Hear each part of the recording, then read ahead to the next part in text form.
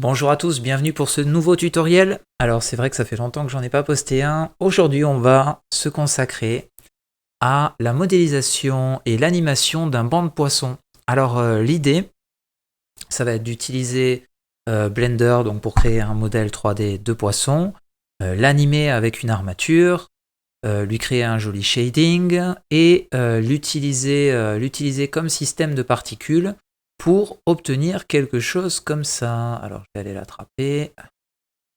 Hop, ici. Voilà. Pour obtenir quelque chose comme ça, où on va avoir notre banc de poissons donc, qui tourne et qui fait une jolie rotation.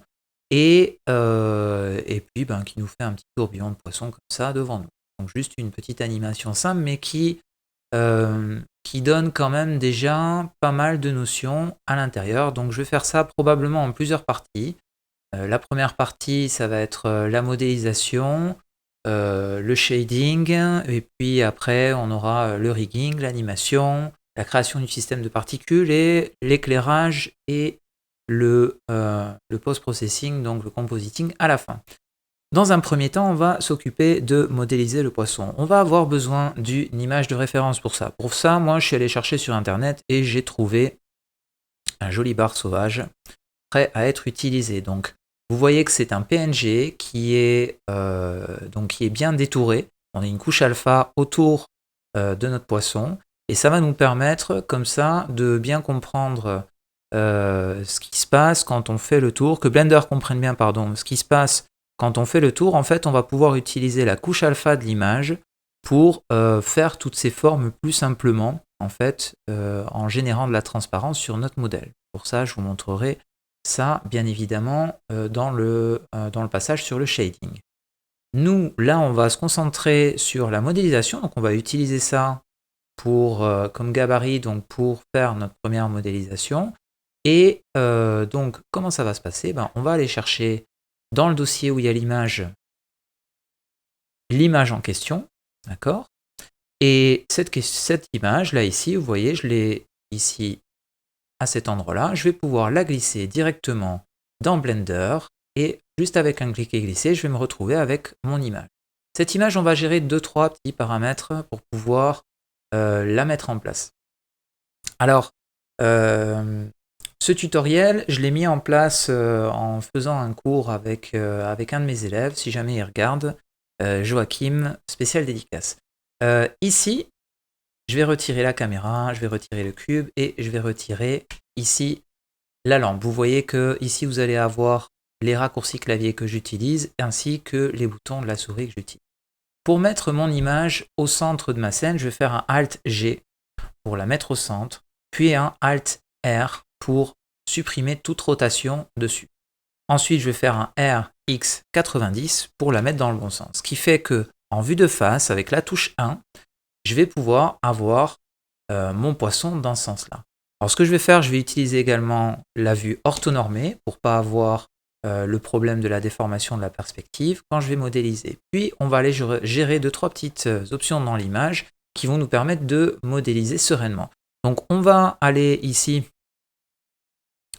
et on va ici utiliser l'onglet transparence. On va cocher, on va retirer un petit peu d'opacité, ça va nous permettre comme ça d'avoir quelque chose où on voit quand même légèrement au travers, peut-être même un peu plus, voilà, et qui nous dérangera pas trop dans notre interface. Ce qu'on peut faire aussi avec les images de référence que je trouve assez intéressant, c'est d'aller ici dans les options de la collection et de cocher cette option-là en fait, de mettre en place cette option-là. Alors on va mettre celle-là aussi parce qu'elle va nous aider plus tard, mais celle-là surtout, ça nous permet que, une fois qu'on a mis notre objet et qu'il est mis en place, on va décocher cette partie-là donc pour l'empty. Ça, je vais l'appeler référence. Donc, vraiment, faites attention à bien renommer vos objets dans vos scènes. Ça va vraiment vous aider.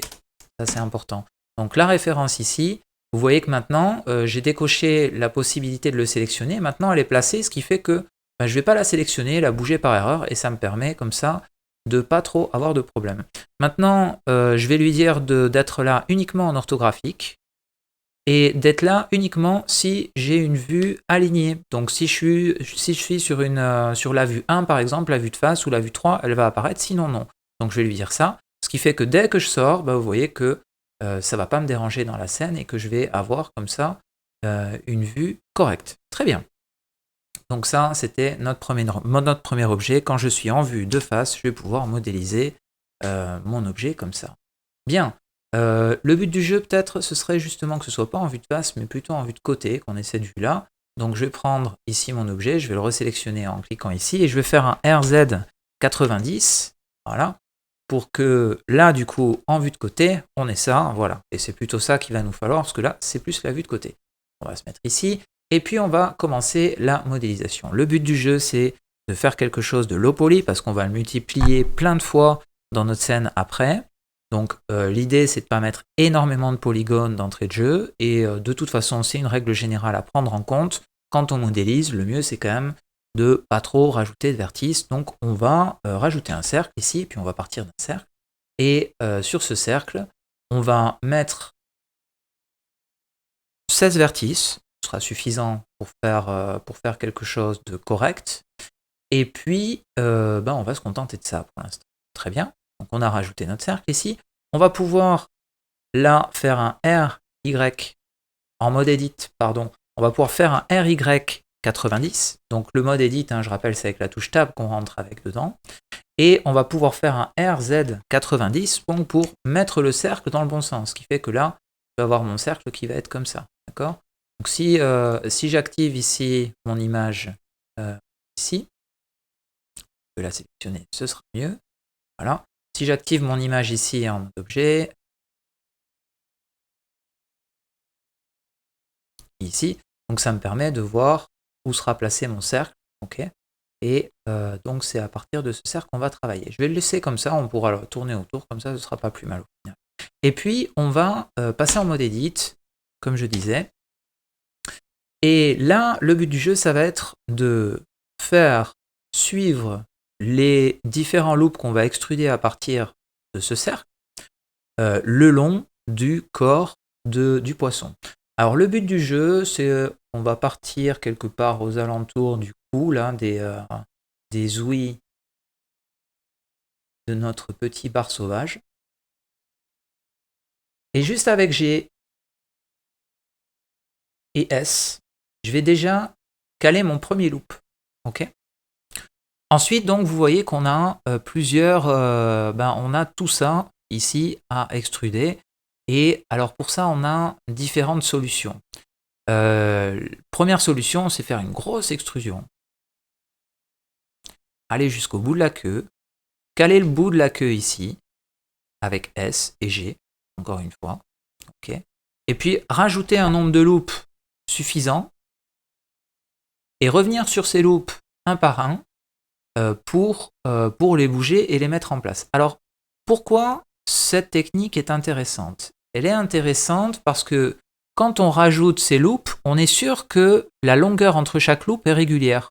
Vous voyez qu'ici, j'ai la même longueur ici entre là et là. J'ai la même chose à chaque fois.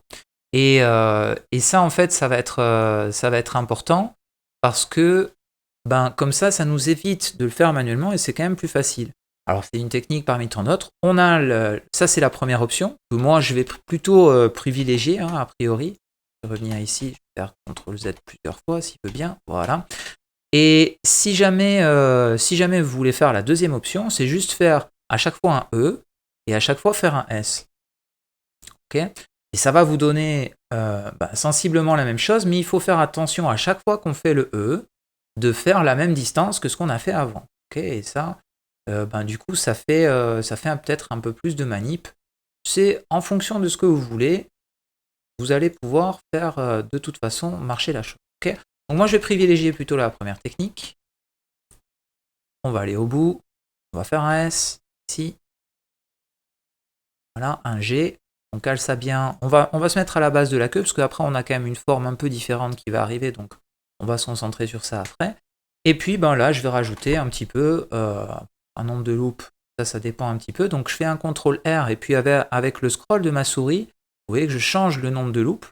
Quand je valide 2 fois avec clic, Donc Blender me met la géométrie, mais je peux toujours revenir sur le nombre que je veux rajouter au cas où, si jamais j'estime que je me suis trompé, voilà, bon bah je peux revenir là ou là éventuellement. Moi j'en rajoute 12 là entre les deux, ça devrait faire le travail.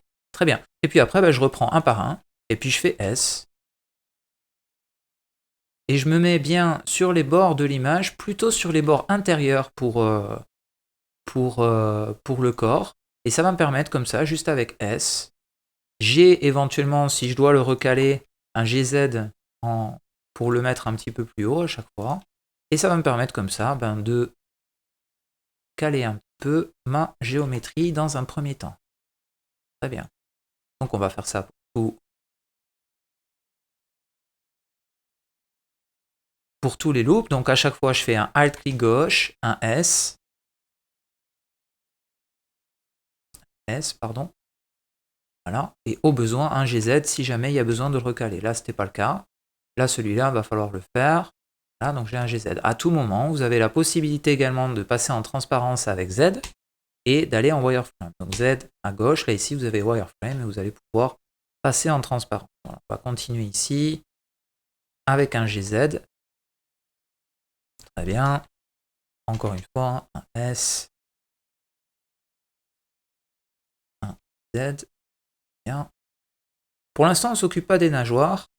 On aura l'occasion de faire ça par la suite.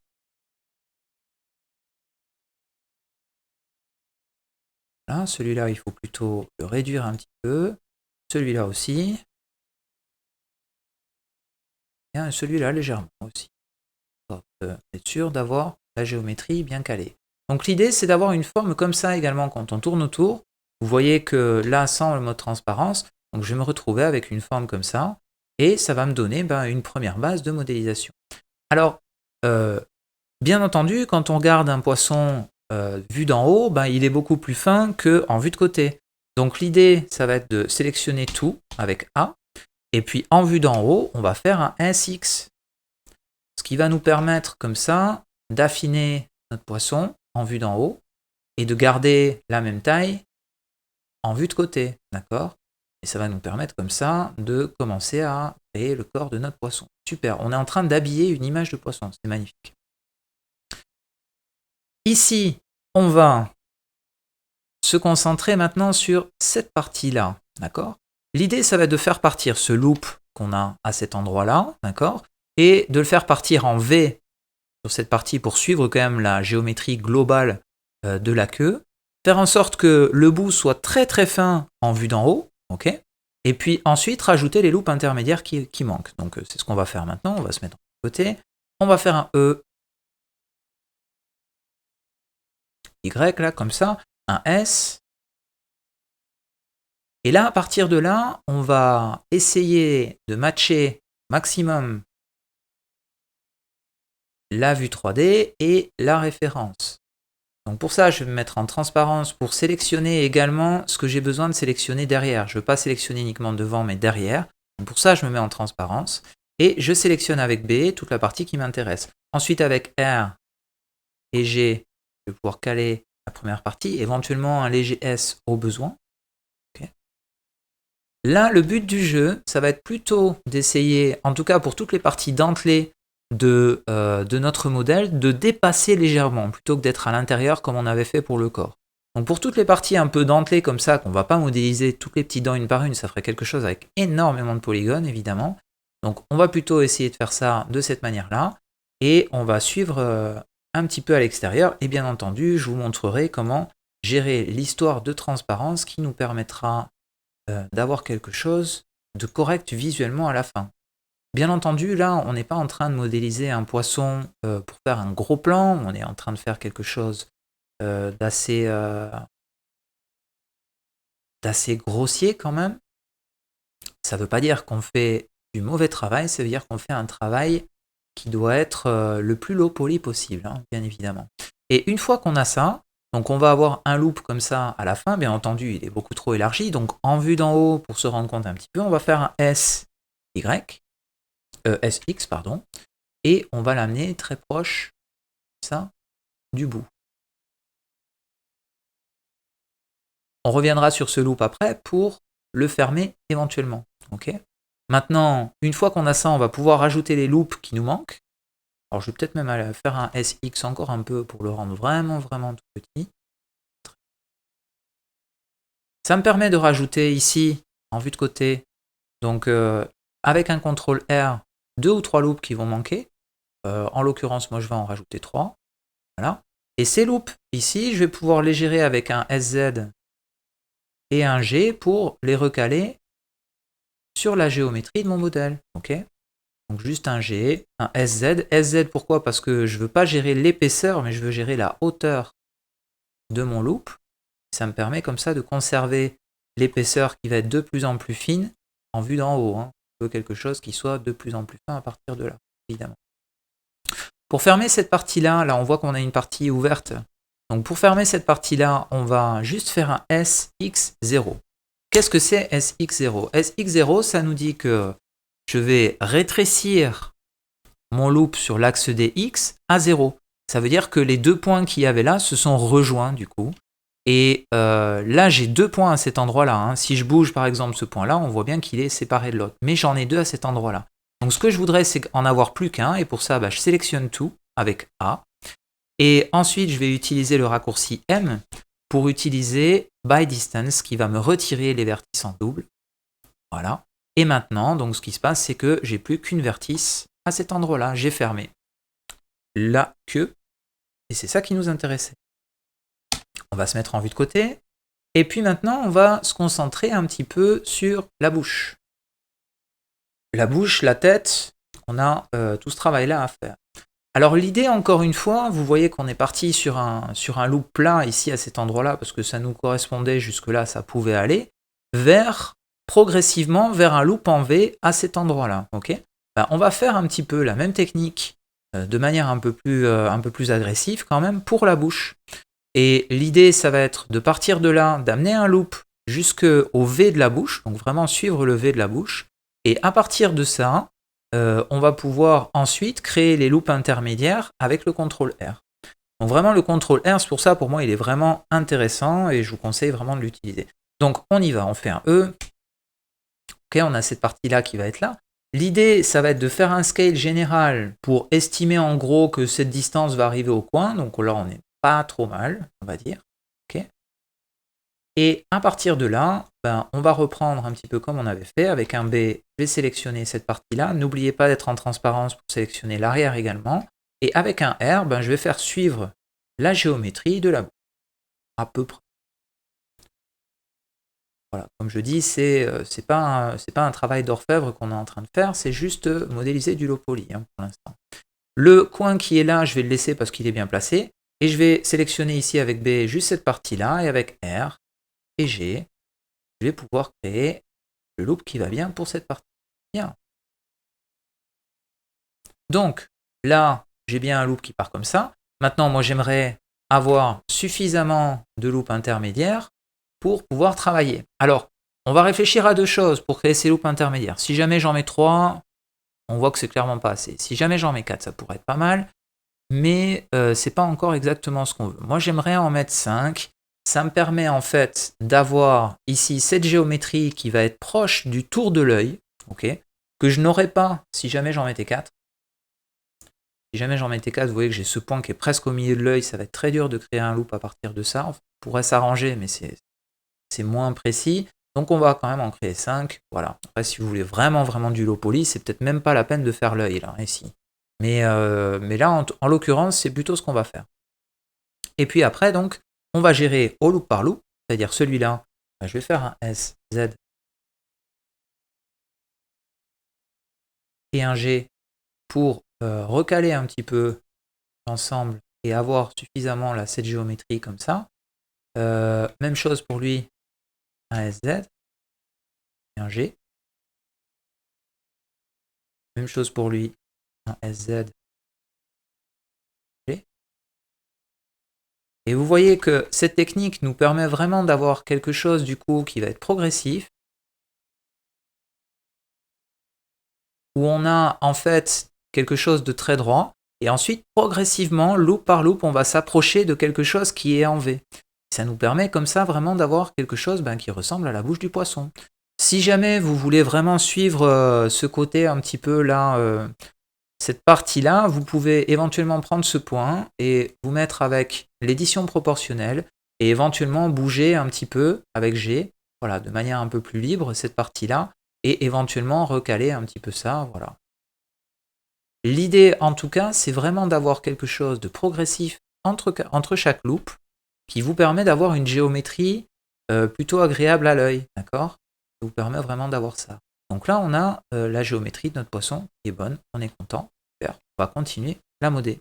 Sur la bouche, l'idée, ça va être de créer l'épaisseur des lèvres, bien évidemment. Donc on va sélectionner ici cette partie-là. Et puis on va faire un ES. Le E va faire l'extrusion, ok? Et sans retoucher la souris, on va faire un S. Et ça va nous permettre de donner une épaisseur. Magnifique. Puis, cette partie-là, on va encore l'extruder, cette fois en vue un peu transparente. On va se remettre ici de côté pour recaler, alors sans extruder, hein, là justement, je désactive mon édition proportionnelle. Sans extruder, je vais juste faire un G pour recaler ça à peu près sur la géométrie. Maintenant, je fais un E pour créer un petit peu le loop qui va créer l'intérieur de la bouche. Okay, je vais partir ici, pas très loin. L'idée, c'est juste d'avoir quelque chose à l'intérieur. Hein. C'est pas de créer carrément l'intérieur de la bouche. On est sur du low poly, comme je vous le disais. Je vais faire un léger SZ pour agrandir un peu tout ça. Et je vais en refaire une, là, avec un E encore, que je vais scaler comme ça. Donc l'idée, c'est, ici, vous voyez qu'on va avoir une géométrie un peu comme ça. Alors cette géométrie-là, ici, moi, je voudrais la fermer pour avoir quelque chose de propre. Et pour fermer une géométrie manuellement comme ça, vous voyez que j'ai ma sélection.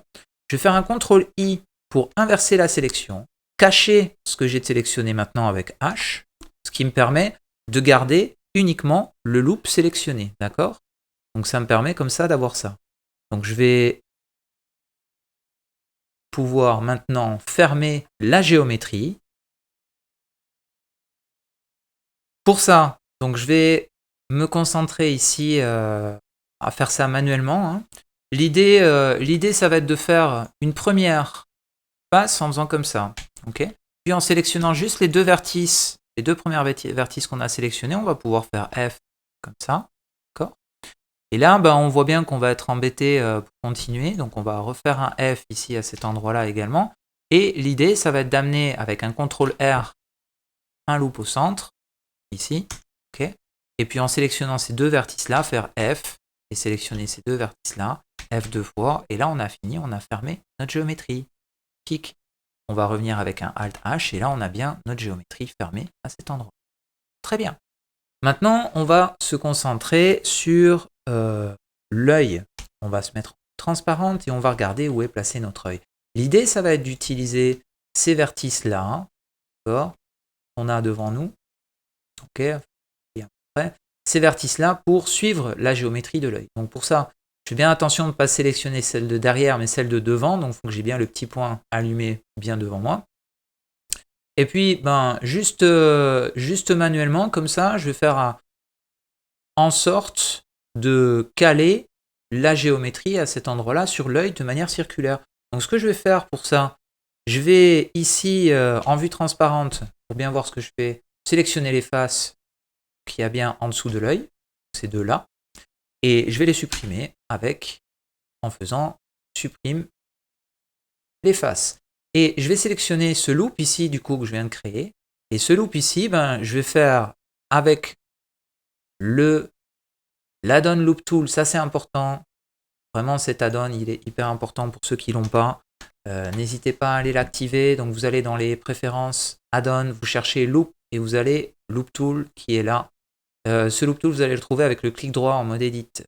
Et quand vous avez un loop de sélectionner, vous avez plusieurs opérations disponibles. Nous, ce qui nous intéresse, c'est faire quelque chose de circulaire parce que c'est un œil. Bon, on n'a que 6 vertices, mais malgré tout, ça va nous aider. Et l'idée ensuite, donc, c'est en vue de côté, de recaler un petit peu la géométrie avec G, R et S éventuellement pour avoir un œil. Ok ? Très bien. On a une géométrie comme ça. L'idée, ça va être juste de l'extruder une fois un peu vers l'intérieur, de le scaler. l'extruder un peu vers l'extérieur, le rescaler et puis fermer. Donc pour ça, on va se mettre en vue un peu de 3/4 comme ça. On va faire un E, le mettre vers l'intérieur, lui faire un scale, tourner autour pour voir où on est. Peut-être c'était un petit peu trop vers l'intérieur. Voilà. Et un E ici vers l'extérieur, on va faire un S vers l'intérieur, comme ça. Et là, donc, on commence à avoir une forme d'œil. Puis ensuite, on ne va pas s'embêter, on va juste fermer dans ce sens-là, avec F et F. Ok. Et là, maintenant, on a quelque chose de correct. Vous allez me dire, mais et l'autre côté, Julien, qu'est-ce qui se passe? Qu'est-ce que tu as fait là? L'autre côté, on va utiliser une option qui s'appelle Symmetrize dans Blender. Et pour aller la retrouver, vous allez ici dans Mesh et vous allez trouver Symmetrize. Par défaut, ce que fait Blender, c'est qu'il prend cette partie-là et qu'il la copie de l'autre côté. Nous, on veut l'inverse, donc on ne veut pas moins x vers plus x, on veut plus x vers moins x. Et là, donc, on a bien notre œil qui est présent des deux côtés. Okay. Et voilà, le boulot est fait pour cette partie-là. On a l'œil du poisson qui est prêt. Maintenant, on va se concentrer sur les nageoires. Alors, les nageoires, c'est un petit peu particulier. On a là encore plusieurs options. Et je répète, pour tous ceux qui commencent la modélisation, il n'y a pas une seule manière de modéliser les objets. Parfois, il y en a plusieurs. Et c'est bien, des fois on arrive au même résultat ou à des résultats légèrement différents, mais ça ne veut pas dire qu'ils sont mauvais. Faut juste essayer de prendre la plus efficace et celle qui marche le mieux. En fait. Le but du jeu, c'est quand même toujours essayer de garder du pur quad, c'est-à-dire des faces, là comme j'ai ici devant moi, j'ai que des faces à 4 vertices. Alors je vais un peu déroger à cette règle, mais si jamais j'avais voulu modéliser du pur quad, ce que j'aurais fait éventuellement pour avoir une surface fine à faire partir à cet endroit-là, j'aurais pu rajouter un loop à cet endroit-là. Okay. Vous voyez que ça me le rajoute des deux côtés. Et puis, à partir du moment où j'ai ce loop-là qui est disponible, je vais pouvoir sélectionner la géométrie qu'il y a là et l'extruder vers le haut pour créer la forme de ma nageoire. C'est une solution. Moi, j'aime pas trop cette solution parce qu'elle me rajoute 2 loops tout le long. Et c'est pas forcément ce que je veux. Et puis ça nuit également à la régularité de mes edges. J'aime pas trop cette partie-là. Là, vous voyez, c'est très fin et puis tout d'un coup ça s'écarte. Donc du coup, c'est pas forcément la manière la mieux. En tout cas, c'est pas ce que je préfère. Une autre partie qu'on aurait pu faire, c'est prendre ces vertices-là et puis les rapprocher en faisant un GG, c'est un edge slide, qui nous permet de rapprocher les vertices comme ça. Puis après, on aurait pu faire la même chose de l'autre côté et puis l'extruder vers le haut. Donc ça aurait marché aussi. Et là, on a encore du pur quad. Et une manière que moi je trouve encore plus facile, alors qui fait pas du pur quad, mais là, dans notre workflow, là ici, ça va pas vraiment nous déranger. Donc, ça va être de prendre ces 4 vertices-là et de faire un CTRL B pour créer une surface à partir de ça. Tac. Et ça, ça va me permettre justement de créer la surface vraiment où je le souhaite. Et du coup, là, je vais pouvoir me permettre d'extruder ça directement. Donc, je vais mettre ici. Et le but du jeu, ça va être en transparence, de faire un extrude, un S. Là, vraiment, on s'embête pas trop à essayer de suivre parfaitement la géométrie. Tout ce qui a des dentelures, comme ça, on va le gérer avec la transparence après par la suite. Je vous montrerai comment faire. Mais pour l'instant, vraiment, on se concentre vraiment sur faire une forme globale sans aller trop loin, dans la recherche des détails.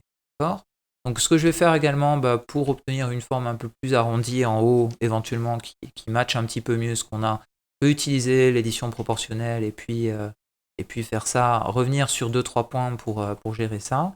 Et cette sélection également, ce qu'on peut faire éventuellement, on peut revenir sur toute cette sélection là avec C, là, voilà, comme ça, et faire un SX avec l'édition proportionnelle où on va mettre ça de plus en plus fin, voilà, puis sans l'édition proportionnelle pour gérer uniquement ma sélection et faire un SX0 cette fois. Et une fois que mon SX0 est fait, je vais pouvoir supprimer les doubles, d'accord? Donc j'utilise M by distance, voilà, et Blender me supprime les vertices en double que j'ai créés du coup. Et on va pouvoir utiliser cette technique un peu pour toutes les nageoires. Donc je vais faire sensiblement quelque chose de pareil ici. Je vais juste faire en sorte que ce point-là, avec l'édition proportionnelle, arrive un petit peu au début de ma nageoire. Hein. Okay. Là. Et puis celui-là a l'air bien placé. Donc de là jusque là avec CTRL, je fais ma sélection. Je fais un CTRL B pour faire la partie que je vais pouvoir extruder. Et à partir de là, donc, je fais mon extrusion vers le haut. Ça. Alors des fois, sans l'édition proportionnelle, c'est pas mal aussi. Et puis je peux remettre éventuellement l'édition proportionnelle pour gérer la forme globale de l'ensemble. Donc l'édition proportionnelle, avec le scroll de la souris, vous allez avoir quelque chose de plus en plus gros dans la zone d'influence ou de plus en plus petit. Donc c'est quelque chose qui va être très, très efficace pour gérer les formes organiques, bien évidemment. De la même manière, je resélectionne cette partie-là avec B ou avec C, comme vous voulez, et vous allez pouvoir faire un SX0 sans l'édition proportionnelle. Donc pour avoir quelque chose de parfaitement fin, SX0, si, voilà. Et je supprime les doubles avec M by distance. Et là, donc, on est au clair pour celle-là. On va faire la même chose ici. On va sélectionner de là jusque là avec un CTRL B. On va faire la zone d'extrusion. Voilà, on peut revenir sur la taille de notre bevel, donc de notre chanfrein, pour avoir quelque chose de correct, de pas trop, faut que ce soit pas trop épais hein, à la base, hein, c'est quand même des parties fines. Et on va faire un E, un S. Et encore une fois, on essaye de suivre la géométrie au mieux avec 2 extrusions. Ça devrait faire le travail. Même aller ça à la limite. Reprendre ici un petit peu d'édition proportionnelle pour recaler le tout.